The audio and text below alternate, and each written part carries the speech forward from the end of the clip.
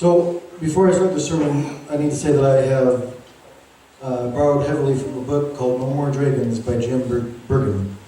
If you've never heard of it, never read it, I suggest you do. But just to show of hands, how many people have made New Year's resolutions? Whether you've made them verbally or just in your heart, or most everybody? So, I say that for this new year, we start off being serious with ourselves and serious with God. Because it matters. Because there's no point in starting a year convincing yourself that God doesn't know exactly where you are and doesn't have great things in store. And by great things, I don't mean prosperity and never being sick. I mean great spiritual things. Because those are the things we should be concerned about. But the reason that I make New Year's resolutions, I don't know if it's the same for you, is because I'm just not happy with where I am. Or because I know that things could be better, or I could be better. And so I kind of go throughout the year to settle in this rut, and then for whatever reason, New Year's comes, and it's like a motivating factor to, at the start of New Year, I'm just going to change. And I think the longest that my New Year's resolutions have ever lasted has been New Year's Day. So, as I was reading this book, and as I was thinking about everything that's happened throughout 2016, I saw a lot of posts on Facebook and social media just saying, goodbye to 2016, hello 2017, but if we are honest with ourselves, we wouldn't be to 2017 without 2016. So I trust enough in the God that I serve that even though I don't understand some things that happened, and I personally think that maybe some things that happened, if they hadn't happened, we'd be better off. That conflicts with the God that I serve. Because my Bible tells me that my God is for me. Yes. And that He works out all things to the good to those that love Him and are called according to His purpose. So, that being said, we're going to talk about dragons. In John 10:10, the Bible says, "The thief does not come except to steal and to kill and to destroy. I have come that they may have life, and that they may have it more abundantly."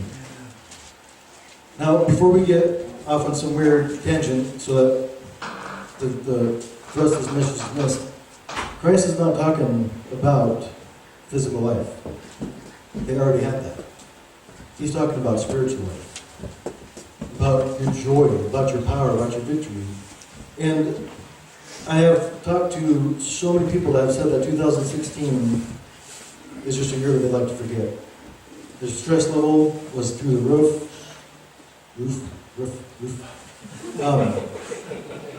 That's how I say it, but it's a year that people want to forget. But I want to say that we have got to be aware of what the enemy is doing. Think about stress. Does stress come from God or the enemy? Period. I've never read anywhere in Scripture where it says God will lead you to the stressful place. Ever. So, it's your choice today to go into 2017 stressed, wore out, tired, robbed of your joy, robbed of your power, robbed of your victory, robbed of your prayer life, robbed of your worship, and start robbed. Or you can start with Jesus. And if you take just this verse, as John 10:10, and hold that and make that your verse for this year, He has come to give you life, and life more abundantly. In John chapter 8, beginning verse 1,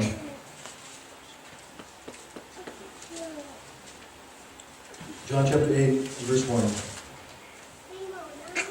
the Bible says, "But Jesus went to the Mount of Olives. Now early in the morning He came again into the temple, and all the people came to Him, and He sat down and taught them. Then the scribes and Pharisees brought to Him a woman caught in adultery.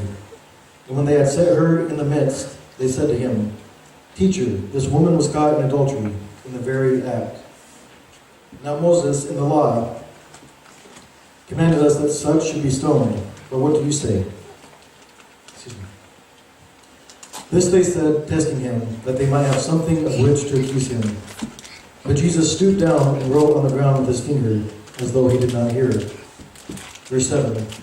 So when they continued asking him, he raised himself up and said to them, He who is without sin among you, let him throw a stone at her first. And again he stooped down and wrote on the ground. Then those who heard it, being convicted by their conscience, went out one by one, beginning with the oldest even to the last. And Jesus was left alone, and the woman standing in the midst. When Jesus had raised himself up and saw no one but the woman, he said to her, Woman, where are those accusers of yours? Has no one condemned you? She said, No one, Lord. And Jesus said to her, Neither do I condemn you. Go and sin no more. Then Jesus spoke to them again, saying, I am the light of the world. He who follows me shall not walk in darkness, but have the light of life. This is a story that we've heard over and over. I discovered something profound that I read on a commentary about this, that it's one of those things where it's such common sense. The fact that I missed it hurt, because I'd like to think that as a pastor I would be able to get the good nuggets out. And so the fact that I have preached this many times and completely missed this point seriously hurt my feelings. But this woman is undoubtedly guilty. Nowhere in the Bible does Jesus say you're not guilty. She's guilty, she's caught in the act, and there's a divine sense of justice that's in the air. The people that brought the woman to Jesus know she's guilty, she knows she's guilty, and Jesus knows she's guilty. And it's like, if you can imagine yourself, if you're sitting in church, and I won't pick on anybody here, but somebody brings somebody and throws them down in front of Jesus right here, and says, we caught her in adultery. What is your first reaction? Is it one of gross, horrible, or maybe it's somebody you know? Maybe it's somebody that you know that you never thought would do that. Maybe it's somebody that you've known has been doing that and you've kept your mouth shut. All these different scenarios come into play. But if that happened, there would be a sense, especially in the house of God, of there being a right and a wrong, of something needing to happen. It is very unlikely to me that this woman's life goal was to wind up unquote in front of her accusers caught in adultery in front of Jesus. I don't think that when she was a little girl that her parents said and prayed over her that would happen.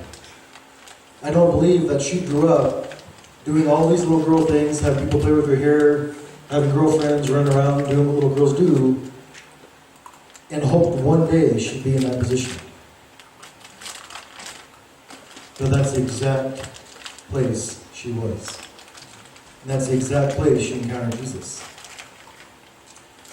Jesus is the only one that could have thrown a stone at her. The only one. When he says to them, you who is without sin, throw a stone at her first, he is the only one without sin.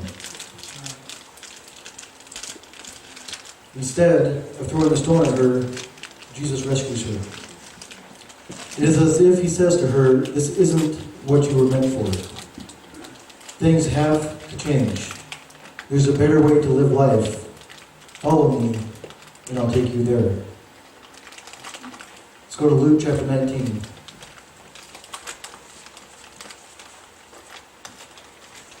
Beginning in verse 1. So Luke 19, verse 1. Excuse me. The Bible says, then Jesus entered and passed through Jericho. Now behold, there was a man named Zacchaeus, who was a chief tax collector, and he was rich. And he sought to see who Jesus was, but could not because of the crowd, for he was of short stature. So he ran ahead and climbed up into a sycamore tree to see him, for he was going to pass that way. And when Jesus came to the place, he looked up and saw him, and said to him, Zacchaeus, make haste and come down, for today I must stay at your house.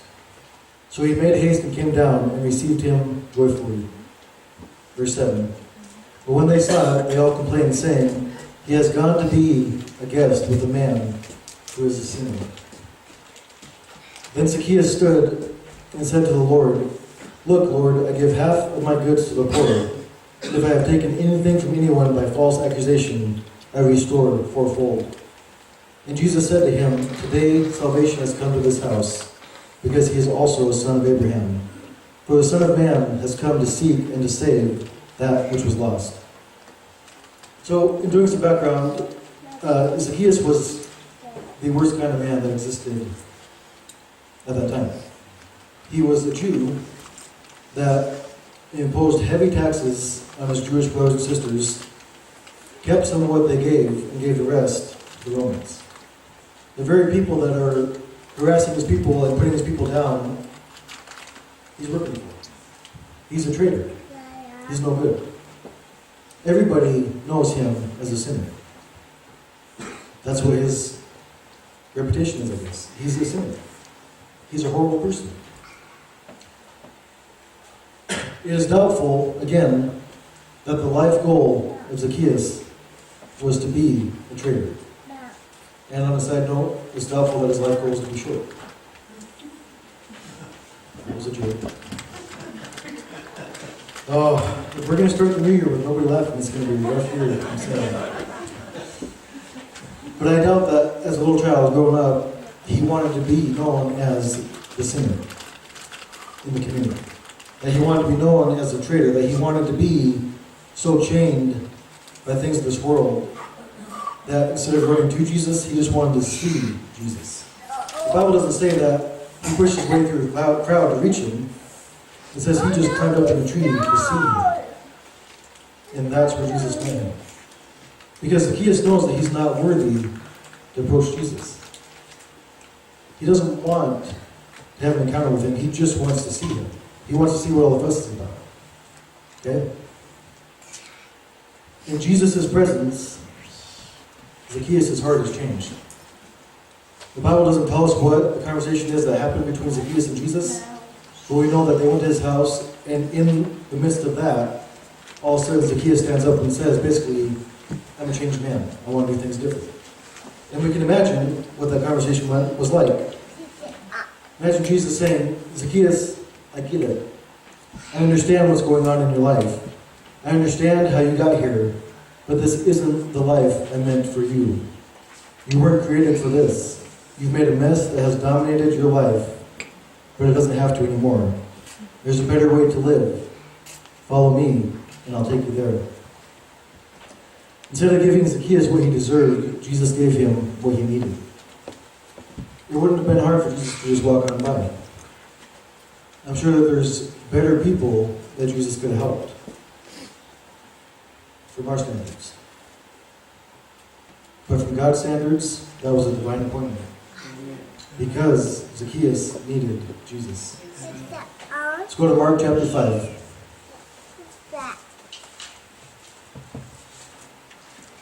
Beginning in verse 1.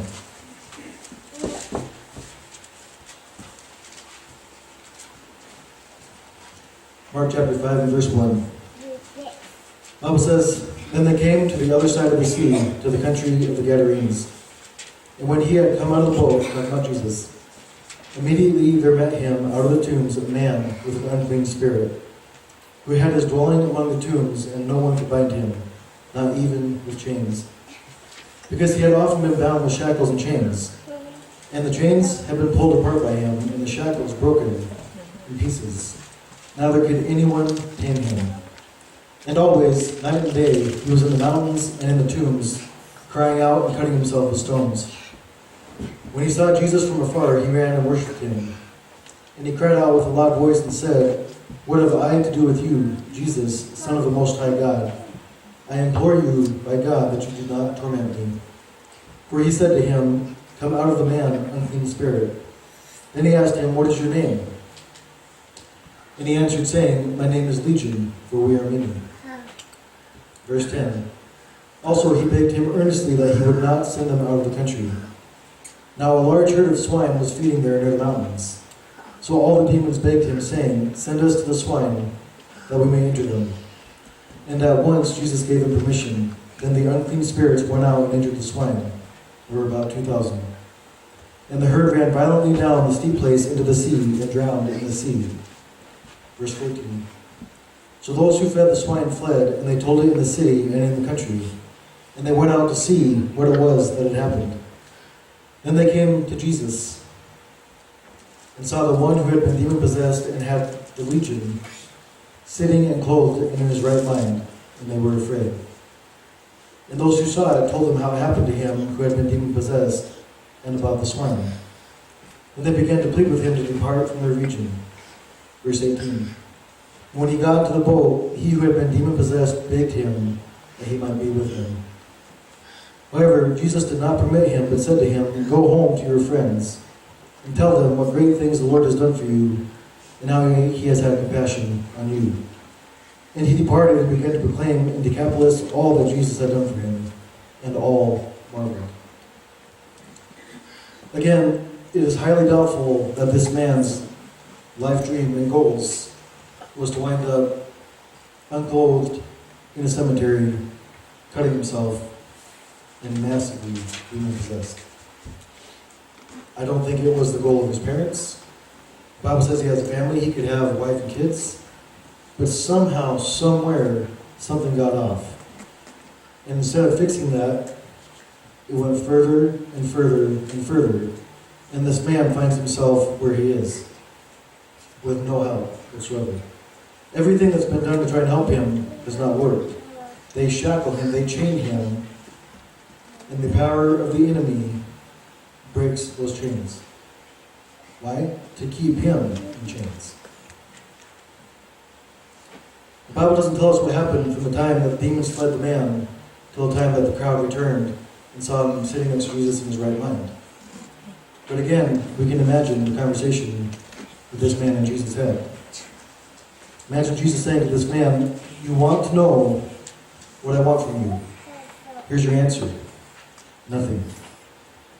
Instead, I want something better for you. You're afraid I'm going to torture, harm, or punish you for what you've done. I'm not.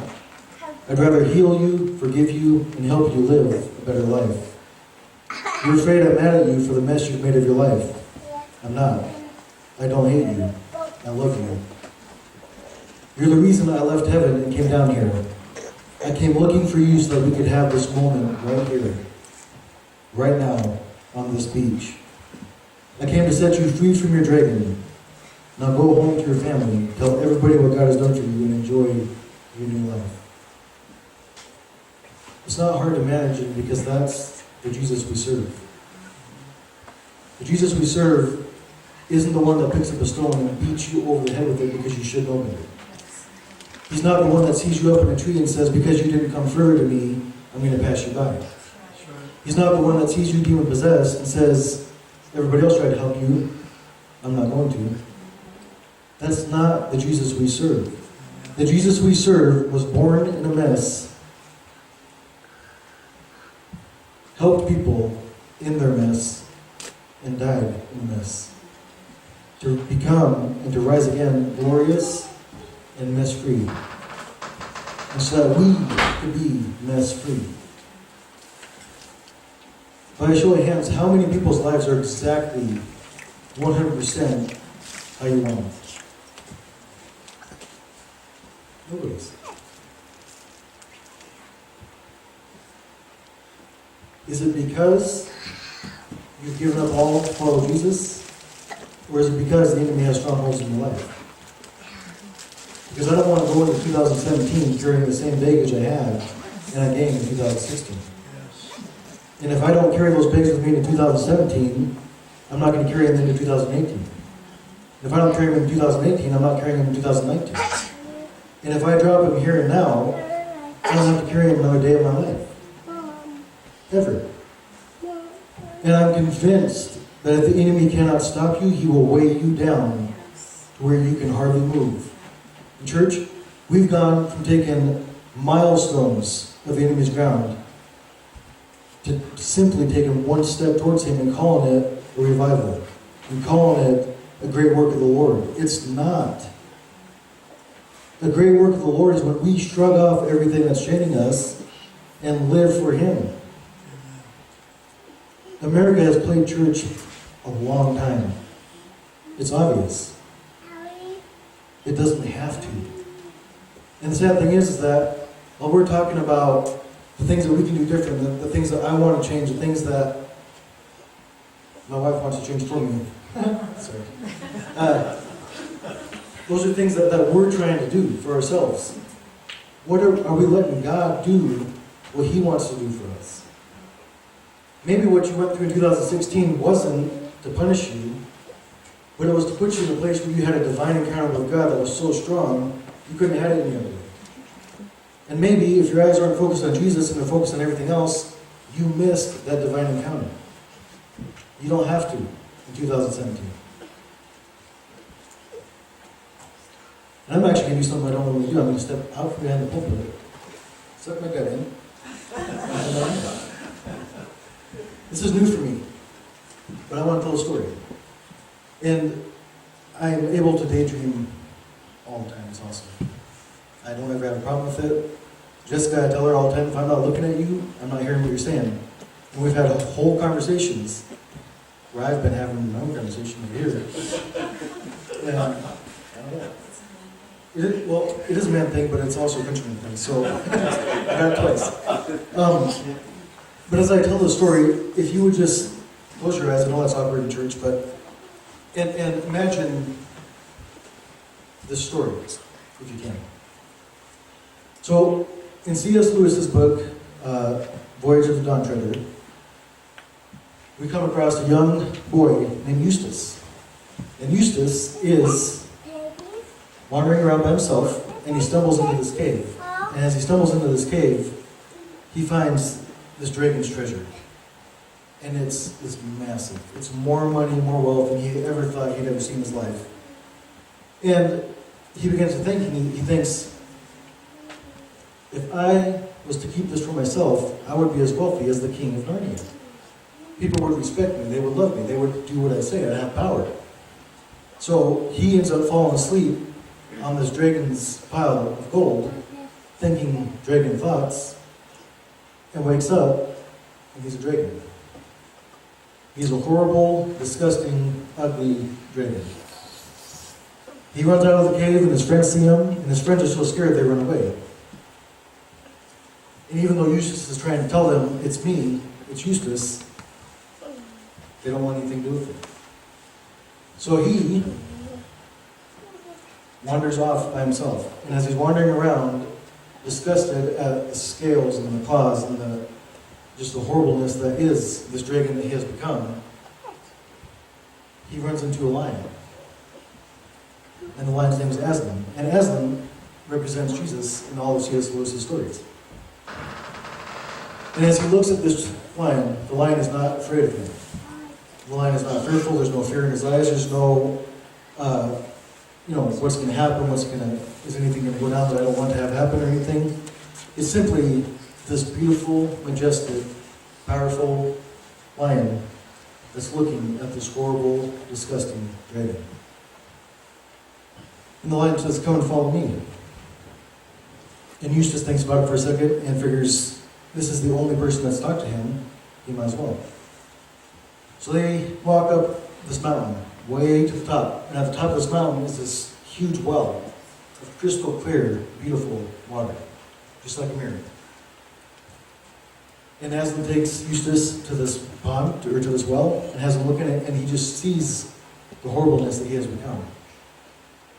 And Aslan knows that Eustace never wanted to be this, that Eustace is supposed to be a little boy. And so Aslan says, do you want my help? And Eustace says, yes. And Aslan says, undress.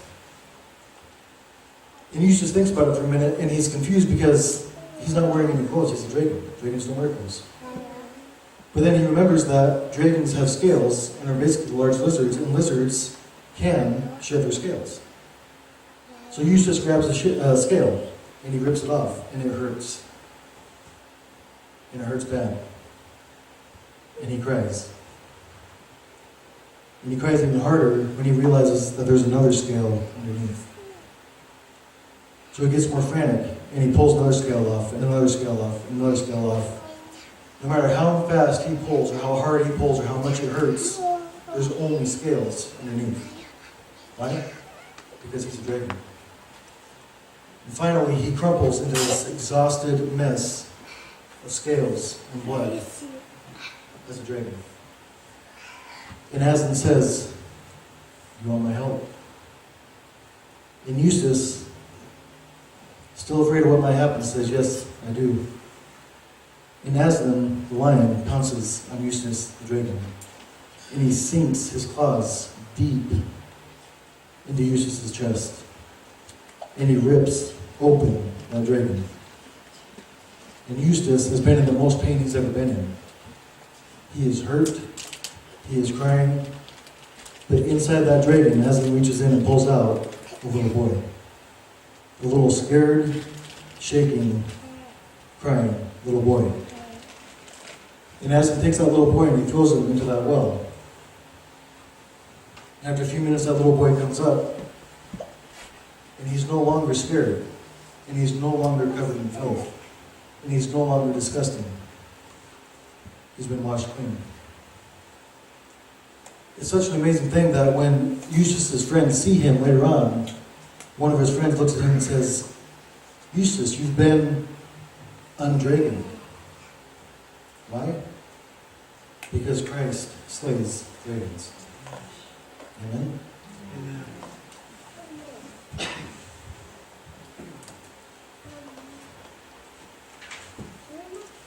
I don't know most of your stories. Or if I do, I just know the little bits and pieces that have been shared. I don't know your deep, dark secrets. I've been told by some people that I can look at them and they feel like I'm saying every sin they've ever committed, and I promise you I cannot do that. If you are one of the people that think I can do that, though, just pretend like that's still going on. That's good. Maybe there's a similarity somewhere between the stories you read, or we heard today, and your story. Maybe you've been lied to, used up, and left. You lost hope at some point and made a long string of poor choices, decisions, and relationships. It wouldn't surprise you if you were thrown at the feet of Jesus to be stoned with condemnation and punishment for your mistakes. Or maybe you believed that God was good and people were kind, but eventually you discovered that people were mean, cruel, and evil. Somebody held you back, hurt you, and took something precious from you.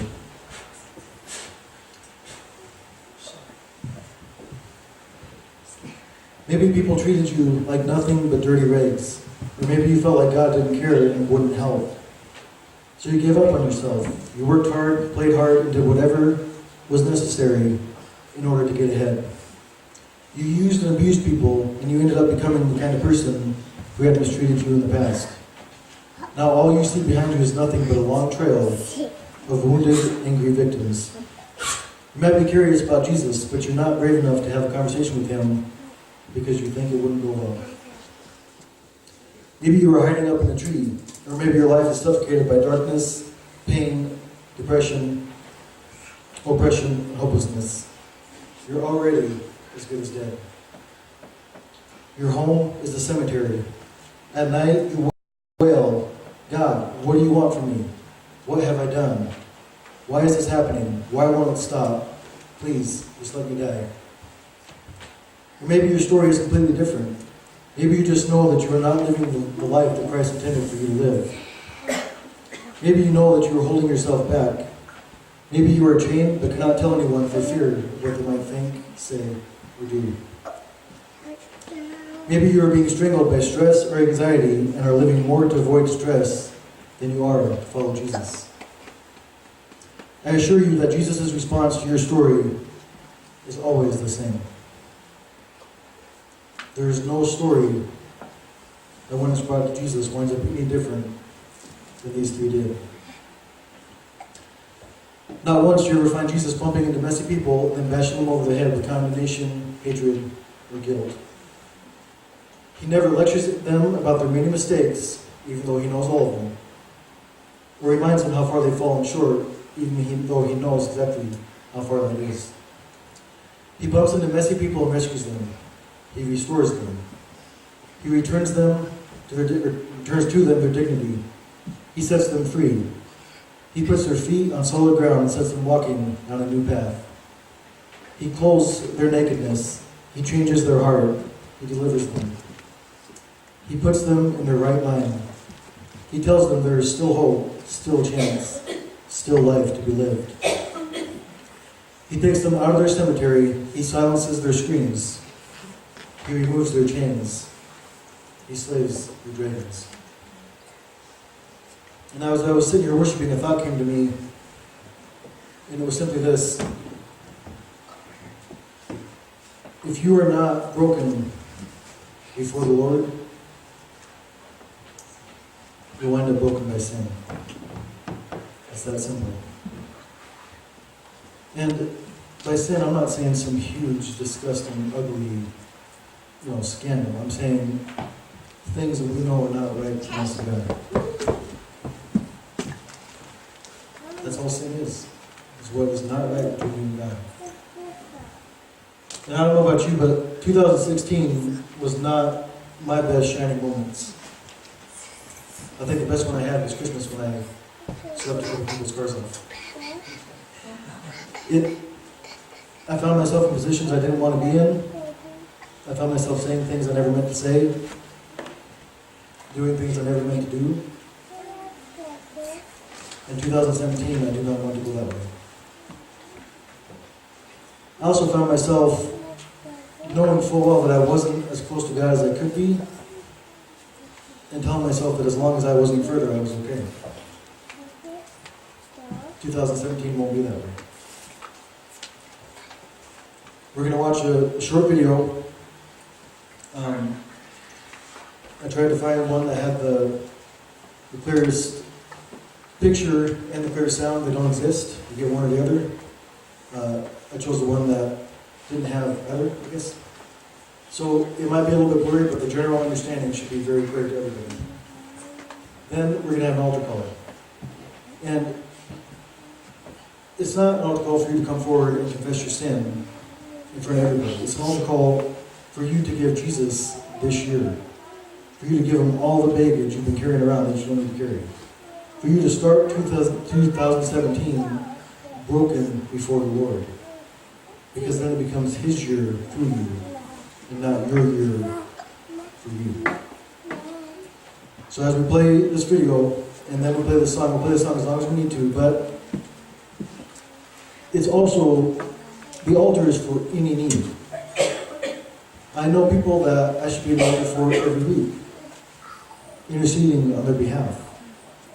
In 2017 needs to be this church's year for intercession. For all your loved ones that are not saved. For everybody you know that's hurting. For every need that you know of that you can bring before the Lord. 2017 should be the year where our altars are never empty.